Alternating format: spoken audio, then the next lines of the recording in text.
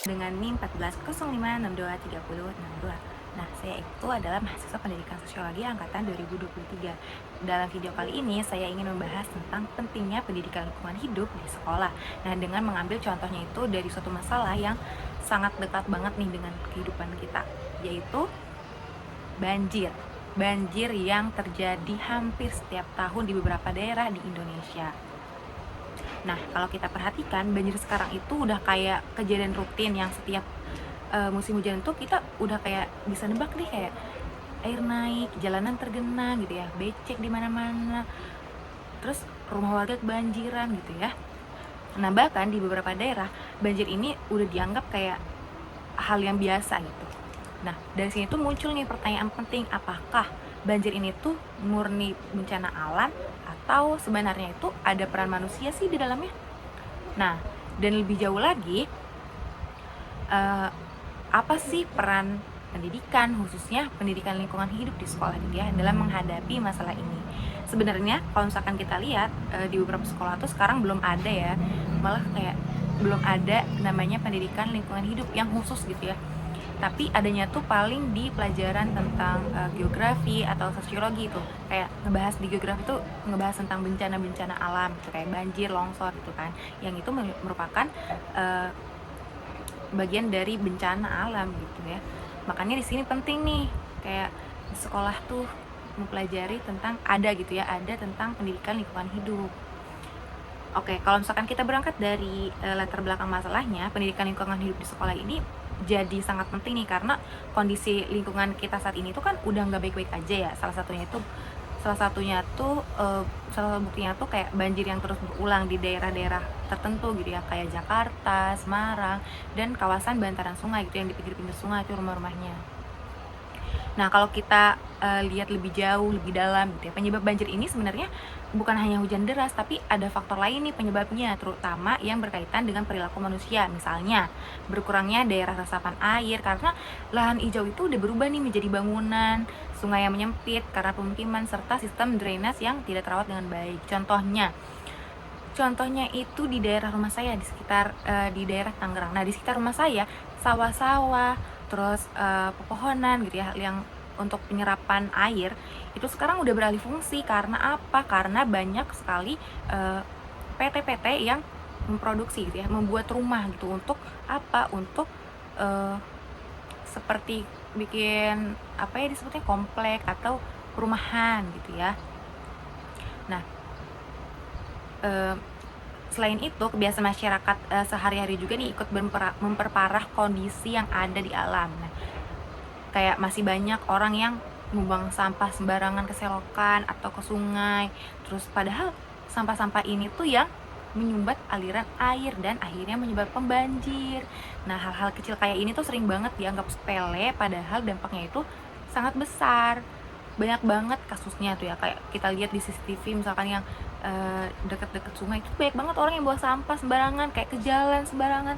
Terus hal sepele misalkan kayak lagi diangkot misal, itu tuh kayak buang sampah tinggal keluarin dari jendela atau dari mobil gitu, misalkan kita di bis gitu ya, itu tuh kayak udah hal yang biasa gitu loh. Padahal ini adalah yang menjadi penyebab gitu ya, hal-hal kecil yang menjadi penyebab banjir. Nah, masalahnya tuh kesadaran lingkungan kayak ini tuh masih rendah. Nah, banyak orang baru peduli setelah banjir itu terjadi. Nah, inilah yang menunjukkan bahwa kita tuh nggak cukup hanya mengandalkan penanganan teknisnya aja, tapi juga perlu untuk membangun kesadaran sejak dini, salah satunya lewat pendidikan di sekolah.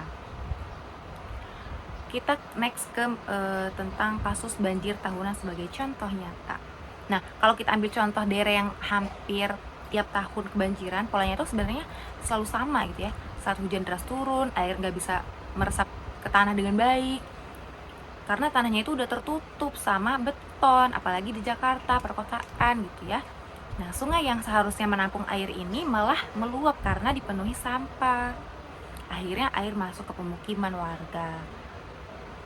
Terus yang menarik lagi, banjir ini tuh sering dianggap sebagai suatu takdir atau musibah yang biasa aja. Padahal kalau kita telusurin, banyak nih faktor manusia di dalamnya. Misalnya pembangunan yang tidak memperhatikan lingkungan, izin-izinnya itu loh, kayak izin pembangunan di bantaran sungai, terus serta kurangnya perawatan saluran air.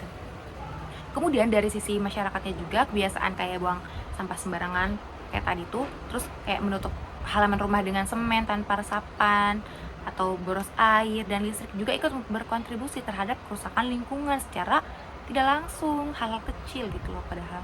Nah, makanya sebenarnya penting ya rumah-rumah yang, kalau misalkan kita lihat rumah-rumah zaman dulu tuh kan kayak ada rumah terus depannya ada lahan taman dikit gitu, itu kan buat nyerap air. Tapi sekarang kan orang-orang kayak mepet ke jalan gitu ya, rumahnya dipepetin banget, dihabisin banget tanahnya.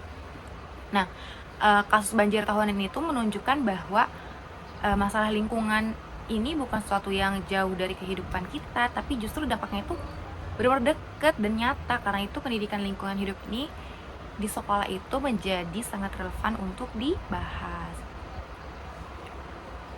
Next, ke pentingnya pendidikan lingkungan hidup di sekolah.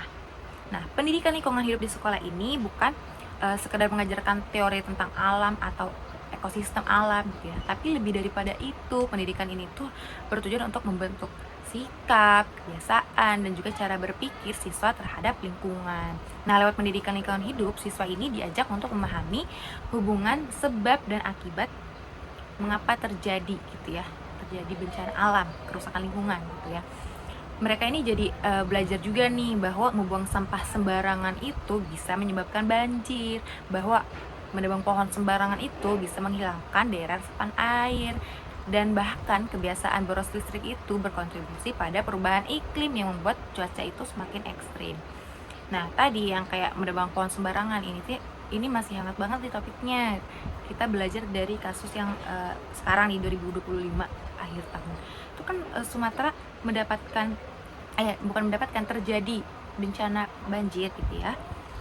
Besar-besaran karena apa? Karena pemerintah yang terlalu serakah itu menebang pohon terlalu banyak tanpa ada memikirkan kerusakan alam dan lingkungan. Oke, back to topik. Nah, pendidikan ini tuh jadi sangat penting untuk membangun kebiasaan baik sejak dini. Misalnya kayak membiasakan buang sampah sembarang, untuk membiasakan buang sampah pada tempatnya gitu kan, bisa di sekolah-sekolah udah sediain tempat sampah gitu ya.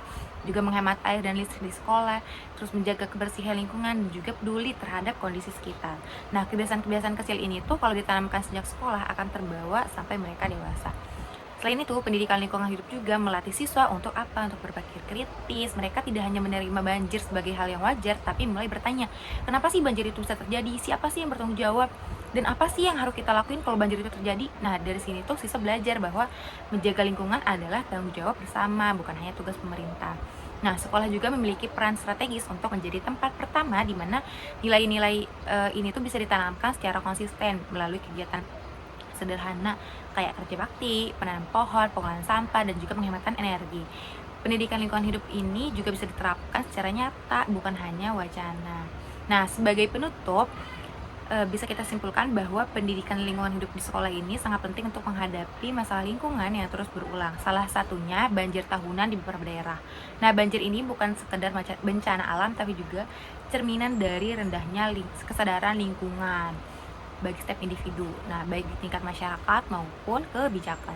Nah, kalau kita sejak sekolah anak-anak itu sudah dibekali dengan pemahaman tentang lingkungan, penyebab banjir, dan juga kebiasaan apa yang nggak boleh dilakuin gitu ya, maka kedepannya itu kita bisa berharap bahwa perubahan yang lebih baik gitu, berharap perubahan yang lebih baik.